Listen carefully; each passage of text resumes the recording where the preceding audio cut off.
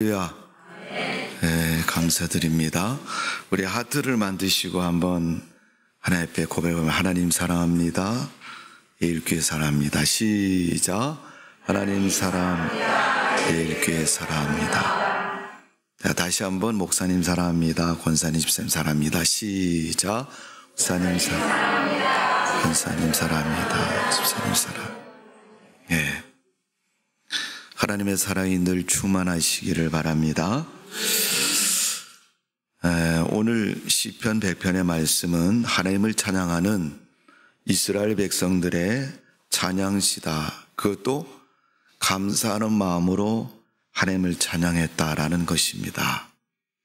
그래서 표제에 보면 감사시라고 되어 있습니다. 일반적으로 많은 사람들은 그 시를 찬양했던 사람은 다윗이라고 얘기합니다.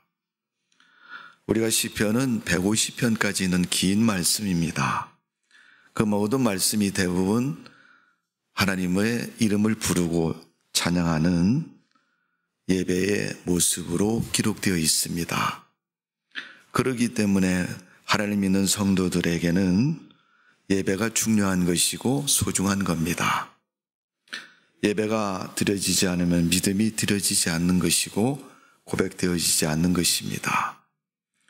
세상 사람들처럼 살았다 할지라도 내가 하나님 백성이고 하나님 믿는 성도라면 그 믿음이 예배를 통해서 드려지고 또 하나님과 화답이 이루어져야 되는 것입니다. 특별히 시편 150편 중에서 95편부터 100편까지, 그러니까 여러분 5편이죠. 이 5편의 시를 신정시 이렇게 표현합니다. 신정시라는 것은 신이 다스리는 것을 이야기한 시다. 내가 누구의 뭔가를 소개할 때 아니면 이야기할 때 그분은 이렇게 하셨다, 이렇게 얘기하는 것처럼 절대 주권자인 하나님께서 이 세상을 구원의 목적을 가지고 세상을 다스리고 베푸시는 경륜과 하나님의 놀라운 섭리를 노래한 것이 바로 신정시의 모습이고 내용입니다. 그래서 하나님은 창조자이시며 또 피조물인 우리 인간이 마땅히 하나님을 찬양하고 경배할 이유를 하나님께 그 경배를 통해서 나타내고 보이는 것입니다. 특별히 하나님은 목자이시고 우리는 양이다. 성경에서 말한 것처럼 목자와 양의 관계성 속에서 하나님을 경외하는 그 백성들의 이야기가, 고백이 시편에 기록되어 있는 내용입니다. 하나님은 절대자이시고 유일하신 분입니다. 우리의 믿음의 대상입니다. 너희들 뭘 믿느냐고 묻는 사람들이 가끔 있습니다마는 누굴 믿어요? 하나님을 믿지 않습니까? 왜 하나님을 믿는다고 자신 있게 못하고 그냥 글쎄 뭐더라, 교회를 나가긴 나가는데 교회를 왜 나갑니까 여러분? 하나님을 믿으려고 나가는 것이고 믿음의 고백이 이루어지는 것이고 교회에서는 예배가 드려지는 거죠. 그럼 집에 앉아서 예배 드리지 못합니까? 여러분이 나름대로 생각해 보십시오. 성경에서 집에서 혼자 앉아서 예배 드려서 하나님 은혜가 충만했다는 얘기도 없고 하나님 역사가 넘친다고 얘기도 없습니다. 오늘 여러분, 하나님을 절대자로 인정하는 창조주의 신앙을 가져야 되고 세상에는 신들 중에서 하나님이 첫 번째고 마지막이라는 것을 우리가 기억해야 됩니다. 그래서 요한계시록에는 처음이요 마지막이라고 말씀하고 있습니다. 예수님을 소개할 때. 오늘 여러분, 하나님이 주체가 되는 분이심을 우리가 분명히 알고 그 하나님을 믿고 믿음으로 사는 성도가 되시기를 주님의 이름으로 축원합니다. 교회는 예배 드리는 장소, 그래서 예배당이라는 이름을 썼다고 말씀을 드렸어요. 그럼 그 예배당에서 예배를 드리는 사람은 누구예요? 성도들입니다. 하나님을 믿는 사람이라는 겁니다. 그 자체만 해도 여러분, 내가 하나님을 믿고 있다는 사실을 인정하고 나타내고 있는 것 아닙니까, 여러분? 하나님께 우리가 어떻게 예배를 드립니까? 오늘 시편 100편에는 그 내용을 간략적으로 소개하고 있습니다. 우리가 믿음에는 막연하다고 생각하는 사람이 많이 있지만요, 성경을 읽어보면 그렇지 않습니다. 하나님 말씀을 읽어보지 않으니까 막연하다고 생각해요. 하나님께서 성경 66권을 통해서 얼마나 많은 하나님에 대한 존재와 가치와 그분에 대한 모습을 기록하고 있습니까? 그런 하나님에 대한 존재와 가치를 우리가 인정하고 믿음으로 살아야 됩니다.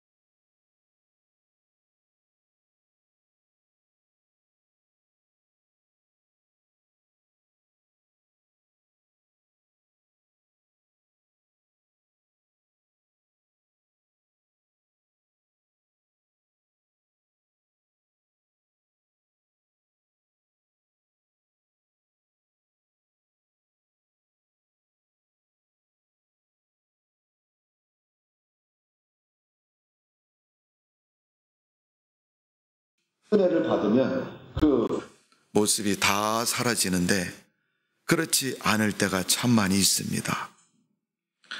여러분, 하나님과 영적인 소통에서 제일 첫 번째 우리 인간과 하나님 사이에 있는 것은 뭐예요? 찬송이라는 겁니다.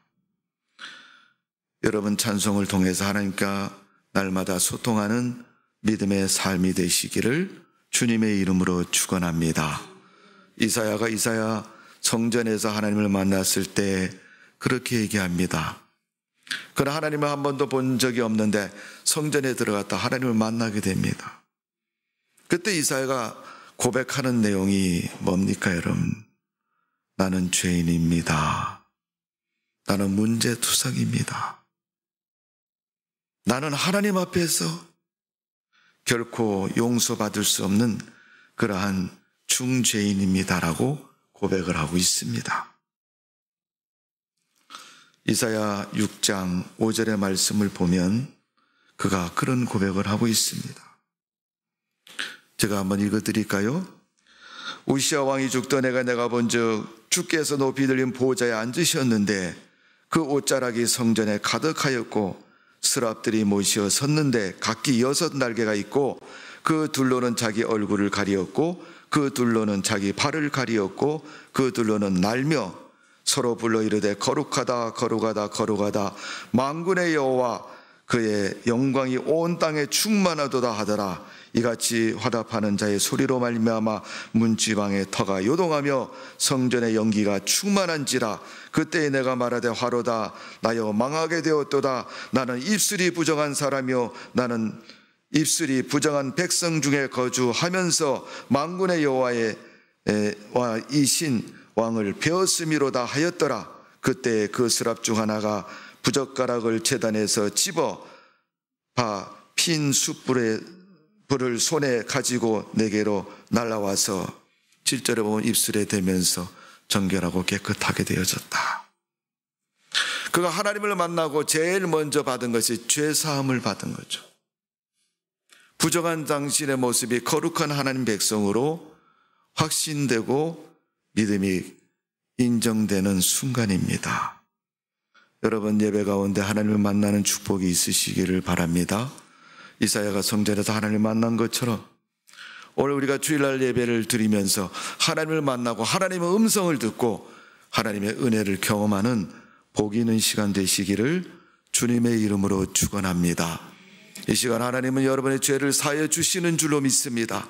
질병도 고쳐주시는 줄로 믿습니다.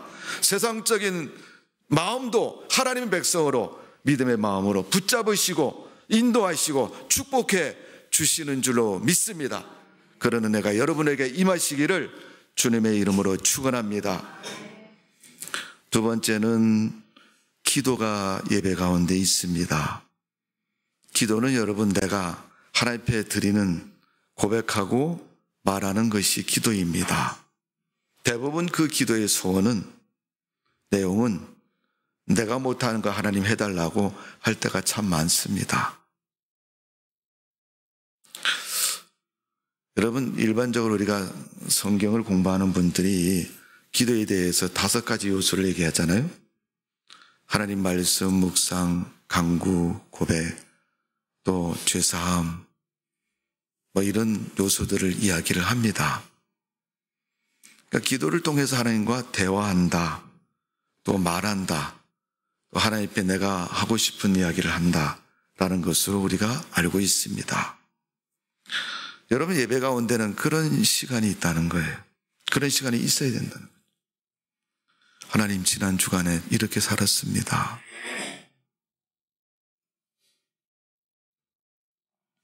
기도는 우리 인간이 지은 죄를 고백하고 회개하고 용서함을 받는 그러한 시간이기도 하고, 또 하나님이 내게 베풀어 주신 은혜를 고백해서 그렇게 그때 해주셨지 않습니까? 라고 하나님께 받은 은혜를 말하는 시간입니다. 아이들이 부모에게 용돈을 받아서 엄마 고맙습니다. 그 주는 부모는 아이가 필요하니까 주는 거고 또 당연히 준다고 생각하고 줍니다. 근데 받는 아이가 고맙습니다 하는 것은 내게 꼭 필요한데 주셔서 내가 잘 쓰겠습니다. 그런 마음을 가지고 고맙습니다. 그렇게 하는 거죠.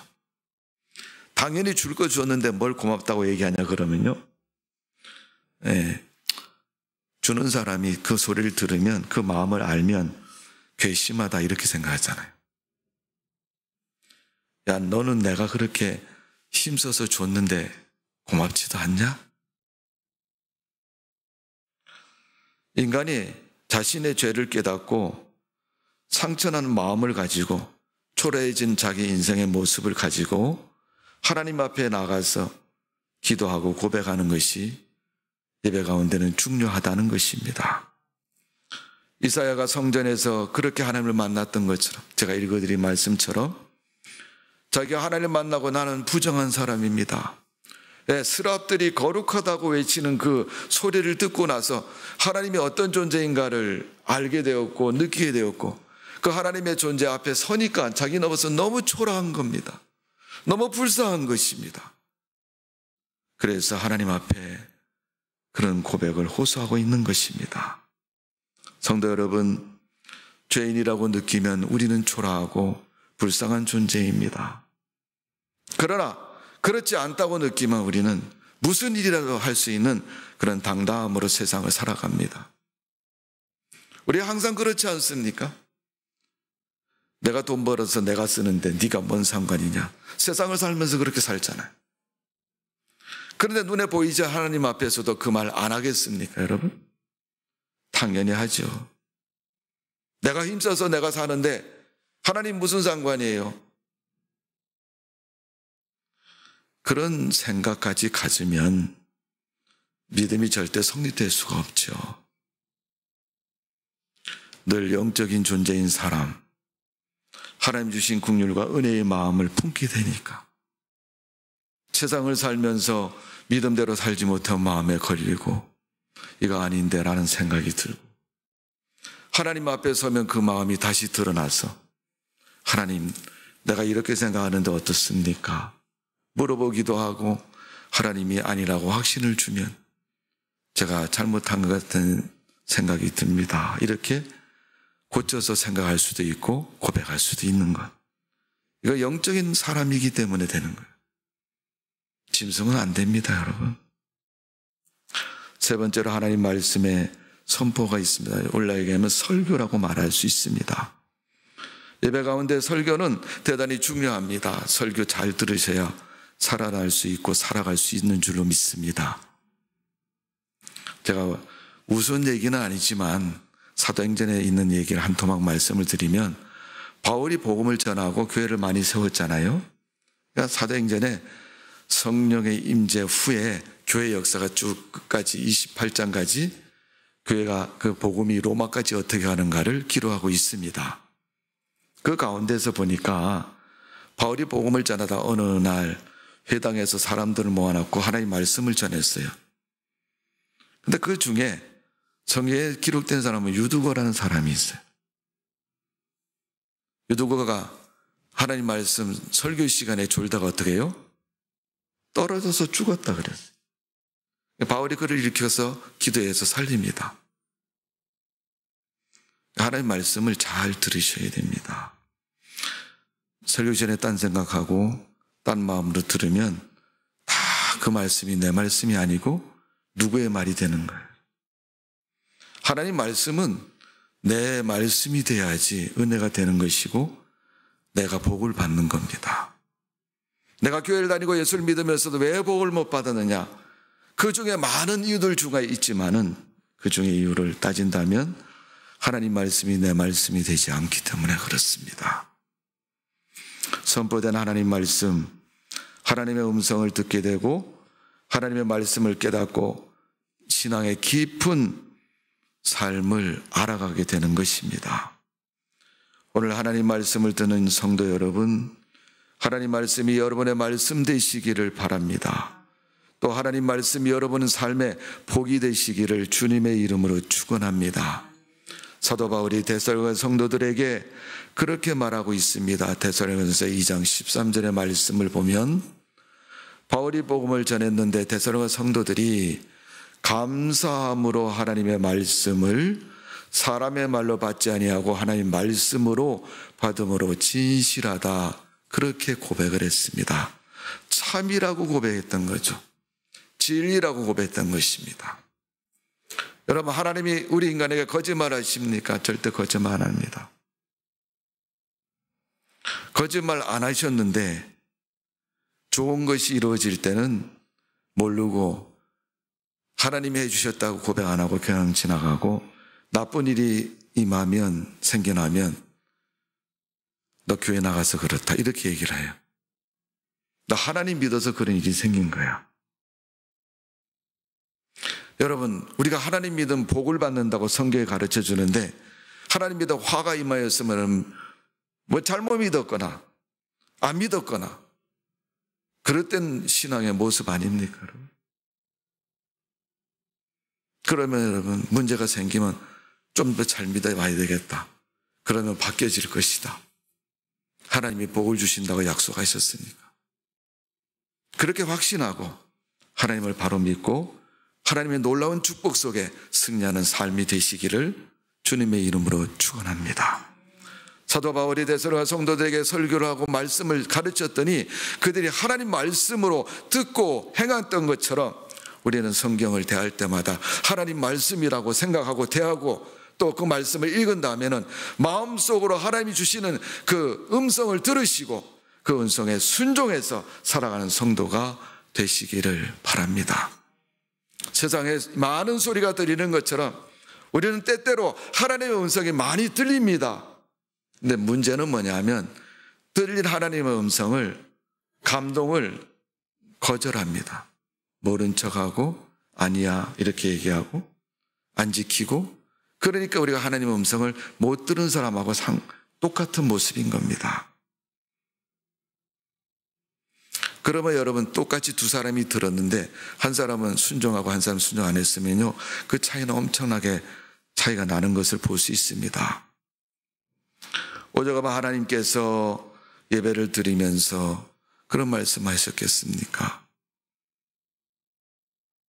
데살로니가 성도들처럼 하나님 말씀으로 받고 듣고 마음에 결심하고 실행해서 진실하다라고 고백했던 것처럼 하나님 말씀이 여러분 삶의 복이 되시고 입증이 되고 축복의 간증이 되는 성도가 되시기를 주님의 이름으로 축원합니다. 네 번째는, 예배 가운데는 교제가 있습니다. 교제라는 말은 사람과 사람이 사귐을 갖는다는 거예요. 친구처럼 맺어지는 거예요. 교회라는 끈을 가지고, 장소를 가지고, 믿음이라는 하나님의 그 대사명적인 그 신앙을 가지고 우리 성도들이 어떻게 교제가 이루어지는 거예요.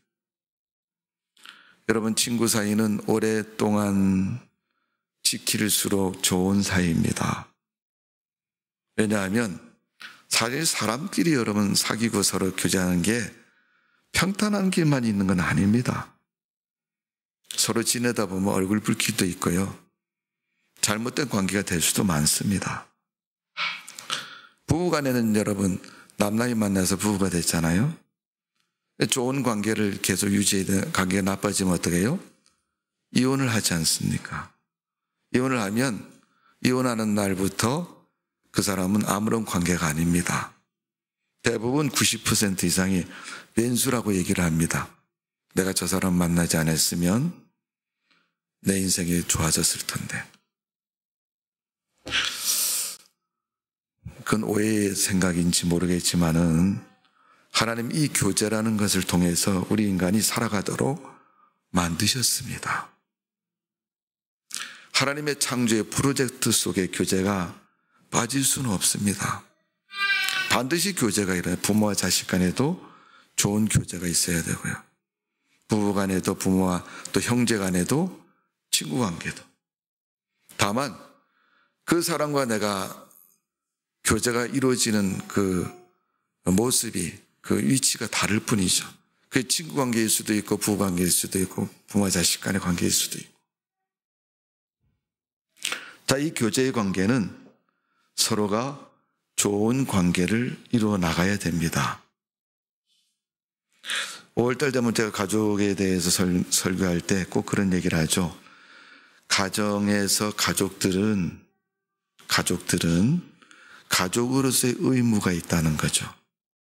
각자 아버지는 아버지고 어머니는 어머니고 그런 이치도 있지만은 이 가정은 내가 지켜야 된다는 의무감을 가지고 지켜야 되는 거예요. 군대는 뭐 요즘 20 몇 개월, 24개월? 뭐 그렇게 근무한다 그러지만 가족은 여러분 평생 동안 군복무하는 것처럼 지켜야 할 대상이 가족입니다. 그래 가족이 되는 거예요. 교제도 여러분 교회 안에서 성도 간에 하나 되고 서로 나눔이 있고 화합되는 것을 교제라고 얘기해요. 예배 끝나고 여러분 예배 참석한 모든 성도들은 어때요? 한 교우들이고 한 성도들이잖아요. 성경에 보니까 서로 믿음 안에서 모르는 사람, 나이 먹은 사람, 적은 사람, 남자, 여자 단순한 믿음이라는 그릇 안에서 하나가 되고 만남을 가졌습니다. 예배를 잘 드리고 뭘 합니까 여러분? 좋은 교제가 이루어져요. 예수님이 이 부분에 대해서 강조하신 말씀이 그겁니다. 마태복음 5장 24절에 보니 형제에게 원망 들을 만한 일이 생각나거든 예물을 제단에 두고 가서 형제와 화목하고 예물을 드리라. 사람과 사람과의 교제, 좋은 교제가 이루어져야 됩니다. 근데 그 교제가 왜 교제를 하는 거예요? 믿음을 위해서 하는 거예요. 믿음을 위해서 안 하는 교제는 세상 사람들이 하는 친목 단체인 거예요.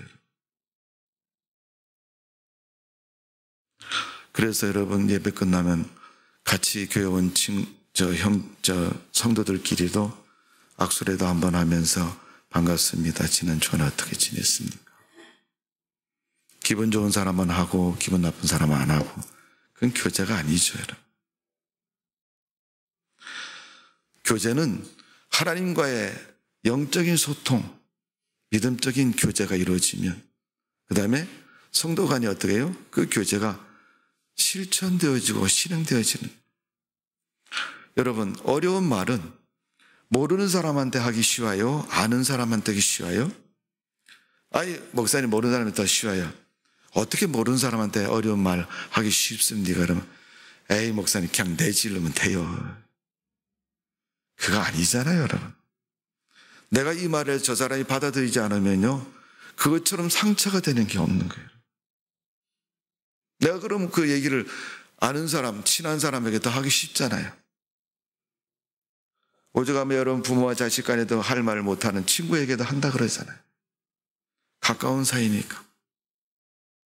우리는 믿음 안에서 예배 안에서 하나의 형제와 자매처럼 믿음의 교제를 가지고 좋은 예배 생활, 믿음 생활이 이루어져야 될 줄로 믿습니다.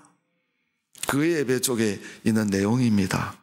예배는 잘 드렸는데 교제가 없으면 여러분 그것 또한 좋은 모습이 아닙니다. 이스라엘 백성들에게 좀 강제적인 조항이기도 하지만 자유로운 조항이기도 하고 또 반드시 또 있는 조항이 뭐냐면 레위기에 보면 하나님 앞에 짐승을 잡아서 제사를 드립니다. 그때 제사의 종류를 보면 죄를 용서받으려는 속죄제라는 제사가 있죠. 또 서로 화목을 위해서 드리는 화목제가 있잖아요. 또 일방적으로 하나님 앞에 죄를 범해서 생각이 나서 피치 못할 죄를 범해서 드리는 그런 제사도 있습니다. 여러 가지 다양한 모습으로 하나님 앞에 제사를 드립니다.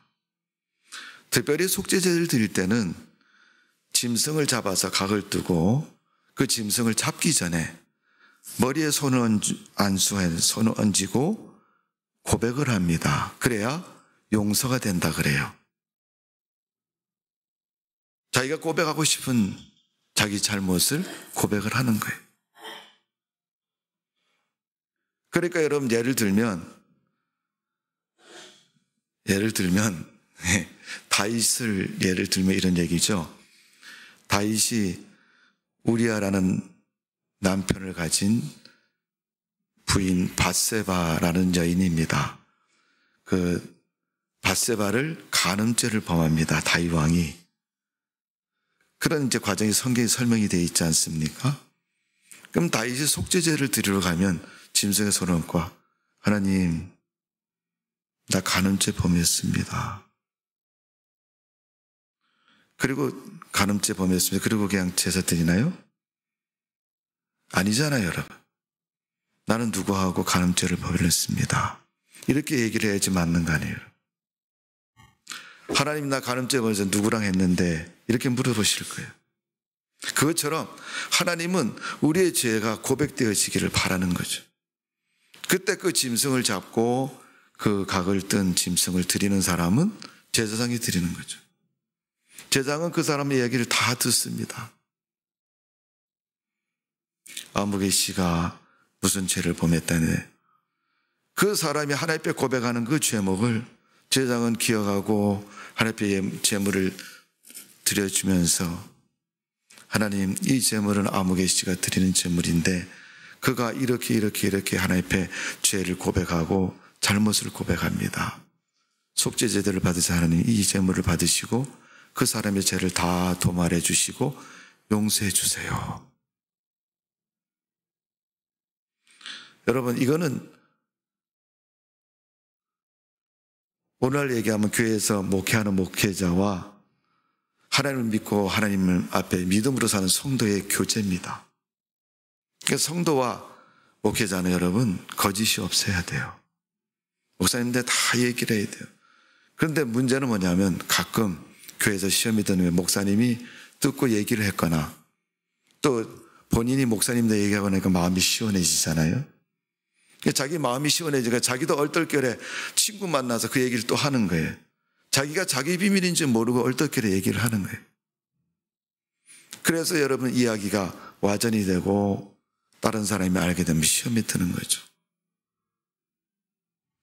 하나님과 성도 앞에서, 하나님과 믿는 성도 앞에서 교제는 거짓 없는 교제가, 하나님과 주의 종인 목사와 성도들과의 교제도 거짓 없는 교제. 이게 믿음의 교제인 것입니다. 하나님이 계시지 않는 교제는 세상적인 친목 모임이라고 말씀드려요. 밥 먹고 기분 좋고 그냥 세상적인 얘기하면서 자랑하면서 험담하면서 욕을 하면서 지내는 그런 교제인 거죠. 그러나 우리가 하나님 앞에서 어떻게 욕을 하고 그런 교제를 할 수 있습니까? 그래서 이사야 6장에 이사야가 거룩하다고 스랍들이 얘기하는 그 하나님 면전 앞에서 자기가 죄인이라고 고백하는 이유가 거기 있는 것입니다.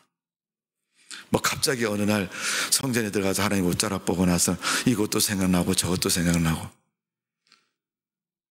요즘 젊은 애들 얘기하는 그걸 가지고 뭐라 깨방정이라는 깨방정. 깨방정인 사람은요 마음도 금방 뒤집어집니다. 깨방정이. 정말 진실하고 명적인 사람은 그렇지 않습니다. 처음부터 신앙으로 헤아려보고 행동할 뿐 아니라 잘못 행해서 다 사람이 누구든지 범할 수 있는 죄를 범했으니까 그걸 고백하고 하나님 앞에 바른 믿음으로 서는 것입니다. 마지막 예배의 마지막 부분은, 예배 가운데는 헌신이 있습니다. 헌신. 헌신은 두 가지로 나타납니다. 물질로 드리는 헌신, 몸으로 드리는 헌신. 몸으로 드리는 헌신은 어떤 거예요? 교회 일을 맡아서 감당하는 것. 그게 몸으로 드리는 헌신입니다. 그럼 물질로 드리는 헌신은 뭐예요? 일종의 얘기해서 헌금을 말하는 거, 헌금. 우리가 하나님 앞에 드리는 헌금. 사도 바울이 고린도 교회 성도에 편지를 하면서 그런 얘기를 하죠. 내가 언제쯤 갈 테니까 나를 위해서 연보 좀 해달라. 바울이 선교를 하다가 물질적으로 어려워지니까 부탁을 하는 거거든요.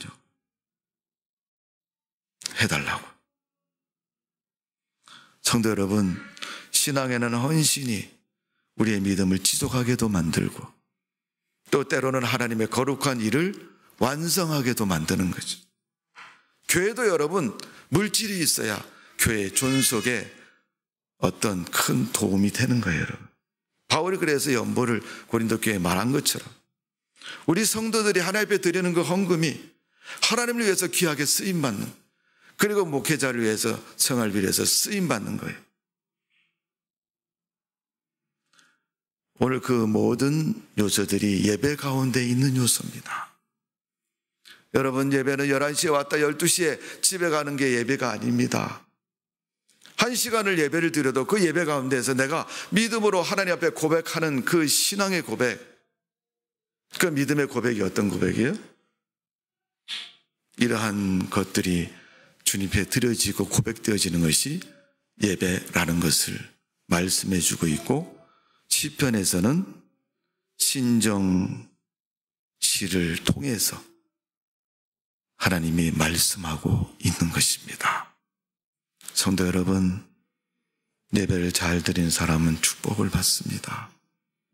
아브라함이 복을 받았지 않습니까?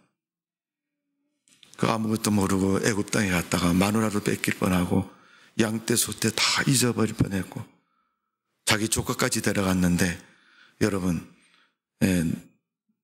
자기 해 입는 거는 그렇지만은 만일 예를 들어서 그 조카가 롯이 문제가 생기면 여러분, 그 형제들에게 어떤 원망을 듣겠어요? 너는 내 조카도 하나 건사 못해가고 그 꼴을 만드냐? 너 따라가면 인생 잘 될 것 같이 딸려서 보냈더니 그 꼴을 만들어놨냐고 얼마나 원망을 하겠어요?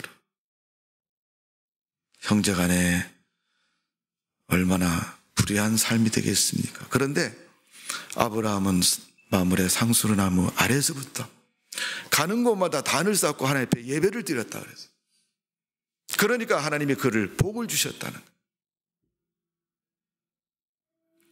정 아니게도 여러분, 내가 11시에 복 받으러 간다고 생각하시고 예배를 목숨처럼 여기고 참석하시고 하나님의 축복이 넘치는 삶이 되어지기를 주님의 이름으로 축원합니다.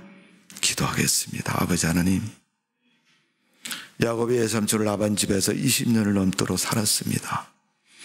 마음속에 하나님을 잊어버리지 않았지만 한 번도 단을 쌓지도 못하고 예배를 드리지도 못했습니다. 그가 하나님 믿는다고 삼촌은 알고 있었지만은 그래도 예배다운 예배를 드리지 못해서 후에 고향에 돌아와서 형 에서의 위기가 찾아왔을 때 야복강가에서 기도하면서 하나님을 만났고 하나님께 예배를 드리는 그 마음이 회복되어서 세겜 족속과의 싸움 불화 속에서는 먼저 모든 종들과 가족을 이끌고 가서 하나님 앞에 예배를 드림으로 말미암아 하나님이 그 문제를 해결해 주셨고 그 인생의 평탄한 삶을 축복해 주신 것처럼 죄악이 많고 넘어지기 쉬운 이 세상을 살면서 우리가 하나님의 은혜가 없이는 살아갈 수 없다는 사실을 다시 한번 느낍니다. 예배드리는 주의 백성들을 기억해 주시고 그 믿음을 하나님께서 축복하셔서 복이 있는 삶이 되게 해주시고 그 인생을 책임져 주옵소서. 오늘 시편에 있는 말씀, 다윗이 하나님을 예배하면서 하나님을 찬양했던 사람입니다. 한때는 간음죄를 범해서 세상 사람들에게 손가락질을 받는, 백성들이 다 따르지 않는, 냉대받는 그러한 왕이었습니다. 그러나 그가 하나님과의 회개와 관계가 회복됨으로, 예배의 관계가 회복됨으로 말미암아 다시금 하나님의 큰 은혜와 번영을 이루는 존경받는 왕이 되었습니다. 그것처럼 하나님은 예배하는 우리를 들어 쓰시고 축복해 주시는 줄로 믿습니다. 이 시간에 그런 복을 허락하여 주옵소서. 하나님의 축복이 넘치도록 섭리하여 주시고 기름 부어 주실 줄로 믿사옵고 예수님의 이름으로 기도하옵나이다. 아멘.